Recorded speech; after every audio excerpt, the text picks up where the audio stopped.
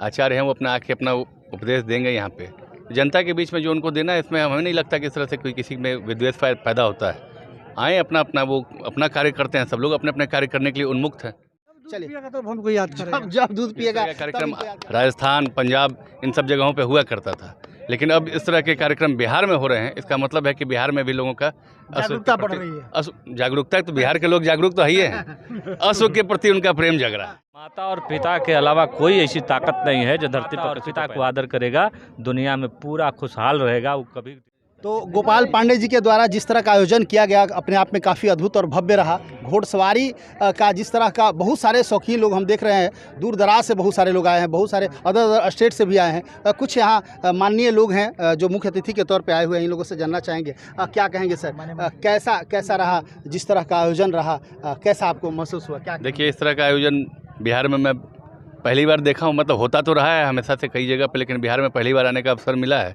ब्रह्मपुर भी आमंत्रण था, नहीं जा पाया किसी कारणवश, लेकिन इस तरह का आयोजन हुआ। जब आज मौका था, मैं अवश्य तो आया, इसलिए क्योंकि मैं अश्व प्रेमी भी हूँ और मैं खुद भी घुड़सवार हूँ। मैं घुड़सवारी भी करता हूँ, इसलिए इस जगह पे मैं आया। और इस तरह का कार्यक्रम अगर बिहार में बढ़ता है तो ये काफ़ी अच्छा है, क्योंकि इस तरह का कार्यक्रम राजस्थान, पंजाब इन सब जगहों पर हुआ करता था, लेकिन अब इस तरह के कार्यक्रम बिहार में हो रहे हैं। इसका मतलब है कि बिहार में भी लोगों का जागरूकता बढ़ रही है। जागरूकता तो बिहार के लोग जागरूक तो है ही हैं। अश्व के प्रति उनका प्रेम जग रहा है।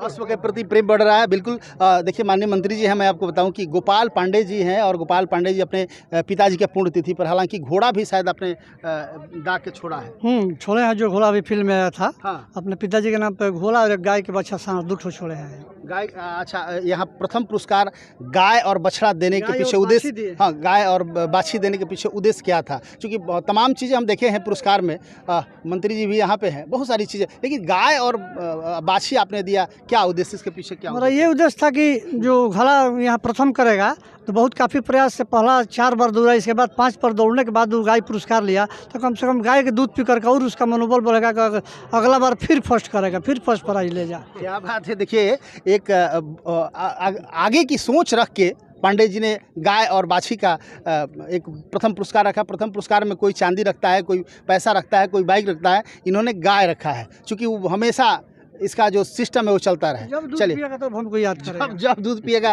तब इनको याद करेगा। अच्छा सर, जानना चाहेंगे मंत्री जी, अभी एक मामला बड़ा चल रहा है, बहुत वायरल हो रहा है, बागेश्वर बाबा पे हम एक सवाल आपसे करना चाहेंगे। बिहार में बागेश्वर बाबा आ रहे हैं और धीरेन्द्र शास्त्री जी, लेकिन जैसे कि आपने देखा कि एक तेज प्रताप जी का कहना है कि आएंगे तो हम लोग विरोध करेंगे यदि हिंदू मुस्लिम करते, क्या बहुत तरह की चीज़ें हो रही है। क्या लगता है इससे क्या समाज पे असर पड़ेगा? देखिए, आना जाना अपनी जगह पे है, वो आचार्य हैं वो अपना आके अपना उपदेश देंगे यहाँ पे जनता के बीच में जो उनको देना है। इसमें हमें नहीं लगता कि इस तरह से कोई किसी में विद्वेष पैदा होता है। आए अपना अपना वो अपना कार्य करते हैं, सब लोग अपने अपने कार्य करने के लिए उन्मुक्त हैं। वो अपने उनका तेज प्रताप का कहना है कि नहीं, कहीं ना कहीं यहाँ पे आ रहे हैं तो गलत वातावरण फैलाएंगे, वो ढोंगी है तो ये है वो है, ऐसे कह रहे हैं। देखिए, इस तरह का बयान को मैं देखा नहीं हूँ, लेकिन अगर ऐसा है तो हमें नहीं लगता कि इस तरह का कोई बात है। उस तरह के उनके भी अनुयायी हैं, बागेश्वर धाम के भी अनुयायी हैं, तो जो उनके अनुयायी हैं उनके पास पहुँचेंगे, जिनकी इच्छा होती है वो जाते हैं। क्या कहेंगे आज चूंकि जिस तरह का कार्यक्रम आयोजित किया गया गोपाल पांडे जी के द्वारा, निश्चित तौर से यह एक जो जिस तरह का कार्यक्रम है एक कहीं ना कहीं एक टीम के साथ होता है, लेकिन इन्होंने इतना बड़ा कार्यक्रम अकेले संचालित किया। भले ही सहयोग बहुत सारे लोगों ने किया, लेकिन इन्होंने अपने पिताजी के पुण्यतिथि पर इस तरह का क्या संदेश देना चाहिए? देखिए, माता और पिता के आदर जो करता है वो पुत्र होता है, सुपुत्र होता है। जिन्होंने इस धरती पर लाया, माता और पिता के अलावा कोई ऐसी ताकत नहीं है जो धरती पर किसी को पैदा कर दे। और वो पैदा करने वाले लोगों को, माता और पिता को जो आदर करता है उसको हम लोग आदर करते हैं। माँ से और पिता से मुझे बेहद प्रेम है, और माता और पिता के नाम पर उनके कृतियों को जीवंत रखने के लिए जो कोई भी कार्य करता है वो मेरे आदरणीय है।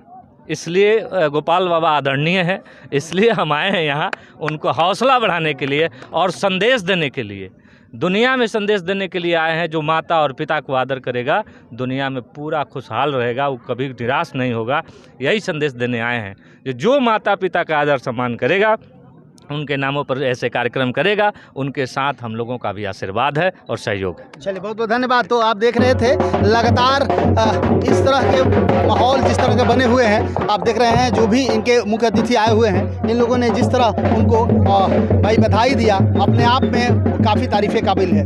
ज़बरदस्त तरीके से गोपाल पांडे जी के द्वारा जिस तरह का कार्यक्रम किए गए, अपने आप में काफ़ी तारीफ़ के योग्य हैं और बहुत ही सुंदर तरीके से इन्होंने हमें तो याद है 2-3 महीने पहले से इसकी चर्चा कर रहे थे कि नहीं, एक बहुत बड़ा कार्यक्रम आयोजित कर रहे हैं, पिताजी का पुण्यतिथि है, तमाम लोगों को आना है, तमाम लोगों को बुला रहे हैं। तो कहीं ना कहीं एक पुत्र होने के नाते एक पुत्र का जो कर्तव्य होता है, जिस तरह गोपाल पांडे जी ने निभाया है, वाकई तारीफ़ काबिल है। इसके लिए तहे दिल से समृद्धि न्यूज़ चैनल की तरफ से भी उनको बहुत बहुत धन्यवाद। Thank you.